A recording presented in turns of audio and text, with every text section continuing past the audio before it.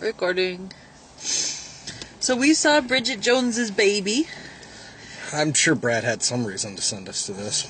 It was fairly terrible. It was pointless. It was a pointless movie. I feel like I was kind of expecting more of a difference of opinion, considering that I'm pretty fond of the first one and you hate it with a fiery passion. I don't see the fucking charm. It helps that I'm a big fan of Pride and Prejudice, and the first one is basically she stole that book wholesale. Yeah. And I to hate the point Pride where and actually Prejudice. it's referenced several times in the book version. She actually interviews Colin Firth, and there's a whole big embarrassing interlude, but they couldn't do that in the movie because Mark Darcy was played by Colin Firth.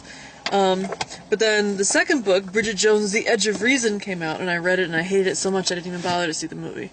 But then this thing came out, and I tell you what, I would not have seen it on my own steam, but Brad sent us to it, so here we are. I think he thought it would be funny to send the expecting parents to see the movie about an expecting parent. Fuck him. Fuck Brad Jones. Well, because, like, we didn't see Bad Moms, or I guess I'm going to see Storks, but you're not. Yeah, which I'm a little upset about, because I kind of want to see Storks, because I want to see Wolfpack form of a submarine. God, I'll come home and I'll tell you all about it. God damn it. I want to see that movie. It looks... the reason I want to see that movie is it actually looks like old, kind of like actual Warner Brothers humor, which I love. Well, I mean, like probably Andy not Samberg. nearly as racist, but, you know, Warner Brothers humor. But that, like I was saying, I like Andy Samberg, and it seems very much... First of all, he's in it, and second of all, that sort of style of humor of just, like, saying out loud the things that are happening. Yeah. Which always tickles me. But Bridget Jones's Baby, I feel like probably was just a cash grab to try to appeal to pregnant moms and already having had a baby moms, but they didn't really... Like, they touched on the barfing thing. They made this ridiculous prosthetic stomach that looked like a basketball with a tarp over it. Yeah. And then gave her pregnancy brain, and that's about all they did in terms of trying to connect with the audience. And past that, it's just her going from single and has a job to no job, has a baby, has a husband. Yeah, and then also, yeah, that's the entire story. She gets knocked up. Could be one of two guys, either of which is charming in their own way, but also complete douchebags. Mm-hmm. She picks one. Who gives a shit? It's boring. The thing is, Mark Darcy is plenty charming, and it's just because it's Colin Firth, and not really because he's been written well. No. Colin Firth is the best part of this movie, but it's because he's Colin Firth. Mm-hmm. Like, he's one of those guys that could read the phone book, and I would find it somewhat entertaining. He's a gentleman. But McDreamy, whatever his actual name is, I've seen him in stuff where he's charming as fuck, and he was just a piece of cardboard in this movie. And it's because they... Smarmy cardboard. Smarmy, smug, new agey American cardboard.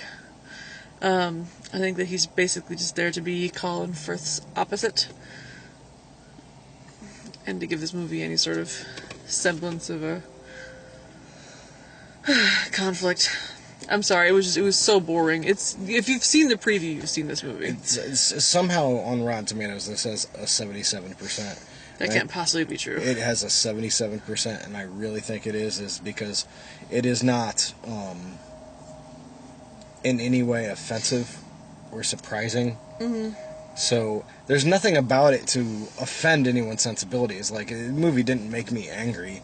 The movie didn't make me anything, and that's the problem with it, is there's nothing to the movie.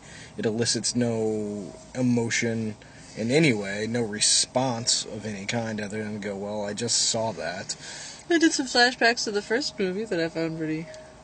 They listened to me like, I wish you were watching the first movie.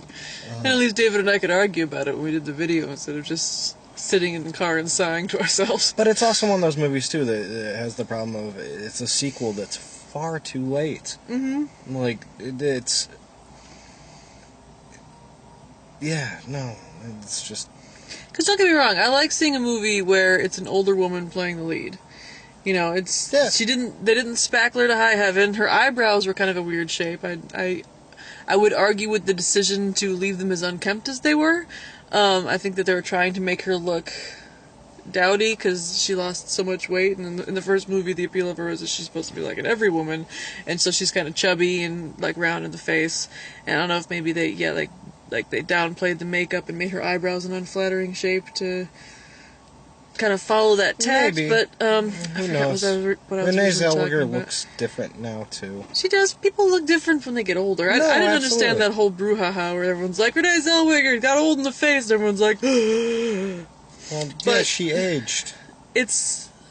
And the only reason people fucking even notice that in the first place is that she didn't make 5 billion fucking movies in between then. Mm-hmm. You know, like if she had kept making movies all the time, it would have been so gradual to the public eye, nobody would have fucking ever noticed. Some people, especially like the baby-faced, when they get older, it makes them look like a different person. Like your Val Kilmer and your Matthew Broderick's. I mean, yeah, maybe they've had work done and maybe it then proceeded to age on their face, but, you know, it's fucking Hollywood, you know. Yeah. But anyway, I'm glad that they cast an older woman as the lead, and I don't want to shit on that in particular, but it seemed like it seemed like they were using that as like a running joke, in much the same way as like a poorly made Melissa McCarthy movie is all about how fat she is. This is all about how old and spinstery and 43 years old she is. They kept calling her geriatric, which I googled, and apparently there isn't a specific age that geriatric begins at, but I can't imagine that it's 43. I really can't. Maybe it's some weird British terminology. That's what I chalked it up to. Mm-hmm. And, you know, 43 is late to be having a first child. It is, but it's not geriatric. I googled it, and geriatric means, like, the medical care of old people. That's pretty much all that it means. Like I said, it could be some different British term. You know? Brits weigh in on whether you call everyone over the age of 40 geriatric. It's kind of like how fanny over there means pussy. Fanny does mean vagina, and gusset means like the crotchy bit of the underpants. Which, forgive me, but I find really charming that there's an adorable oldie timey term for the crotch bit of some underpants. But that's neither here nor there. Well, you know, everything has a name somewhere. Mm-hmm. Gusset sounds like a rigging system, though. Like on a boat, something that would involve 10 pulleys. That sounds like what a gusset should be.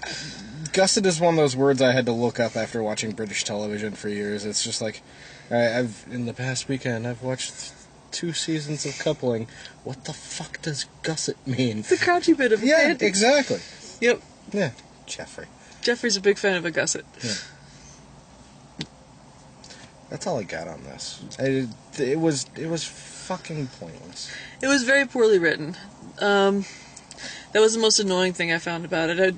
I know that Bridget is supposed to be the sort of character that embarrassing things just sort of happen to her, and what I'm supposed to find charming is how she handles those situations with aplomb, which they did fairly well in the first one, but in this one it's the Mickey Blue Eyes situation where you can see the horribly embarrassing things coming from a mile away, and you just have to watch between your fingers.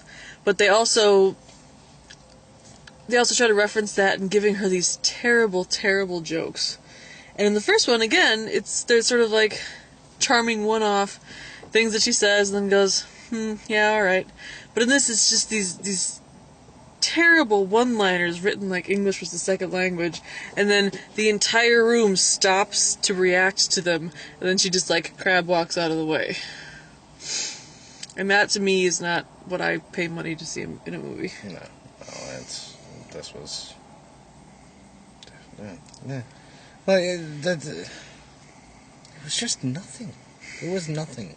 I think I find that more disturbing than watching a movie I absolutely hate, is a movie that I have no emotional reaction to at all, whatsoever. And this was, oddly enough, one of them. You know what this reminded me of in terms of like the emotional impact? Was Pirates of the Caribbean 4. And Just because I don't like those movies either. Yeah, well, maybe then you can sympathize. Because for me, I feel really strong. I really like the first Pirates of the Caribbean. The second one is good. The third one, take or leave. And the fourth one was just basically like watching characters that I used to love be play acted by a child through a hastily written fan fiction. And that's what this movie felt like. Yeah. Didn't care going in, didn't care going out. That's what it felt like to me. But the friends showed back up, which is always nice. We got to see, you were all like, oh hey, that's Moaning Myrtle. Yeah. But she was in this before she was ever in Harry Potter. Well, yeah. It's, you know, I know the guy from the Italian restaurant was in, what, was he in the first and the second one? Or what? I didn't recognize that guy. Oh, you didn't? No, who was he? He's a British character actor. You were just watching Jonathan Strange and Mr. Norrell. Uh-huh. He was Mr. Norrell's assistant. Oh! I didn't recognize him not all grizzled and sepia-toned. Yeah. But I saw Gaius Baltar plays gay friend Tom in the first one, because when he first shows up in Battlestar Galactica, I was like, hey, it's gay friend Tom, and then we showed up in this, I was like, yay, it's Gaius Baltar. So we have come full circle. You've been watching The West Wing, and every time Gus shows up, I'm like, yay, it's Gus! And they was like, no, it's Charlie! He was Charlie long before he was Gus. I don't care, he'll always be Gus to me. Anyway, don't go watch this movie. There's no point to it. If you liked the first one, you're just gonna be sad. If you didn't like the first one, why would you want to go see this movie? If you're pregnant, there's much better pregnancy movies, I'm sure. Rosemary's Baby. Yeah, Rosemary's Baby. When the bow breaks that Brian and Brad just went and saw. Yes. Knocked Up was a pretty good movie. Yep. Probably see that one. We missed some of the previews because as we were on the car ride over here, it turned out the movie was starting 25 minutes earlier than we thought it was. But we caught Storks, which I'm excited to be going to see this week. Yeah. With Brad. Yeah. Because Brad's excited to see Kelsey Grammer Siegel. I would just want to see the wolves. You could just come along. I could sneak me in my handbag. I think I can't remember what... I have a movie at 10 o'clock on Thursday, I think. Really? What are you seeing? I can't remember. Not Storks. No, it's not. No, hold on. It's going to get a little dimmer in here. I might go off the lighting source to remember what the fuck Brad's sending me to this week. Well, I'll vamp while you look that one up because... Oh, Magnificent Seven. Oh, that's exciting, though. Yeah, well, you know what? Quite frankly... Rather see Storks? I'd rather see Storks, but at the same time, like... You know, I love the Seven Samurai. The old Magnificent Seven Western I hate with a fiery vengeance. Because, I don't care what anybody says, it's a shitty movie. Full of shitty people and terrible acting. Throat. I've never seen any of the precursors, which is probably why I'm going to see Storks. Yeah.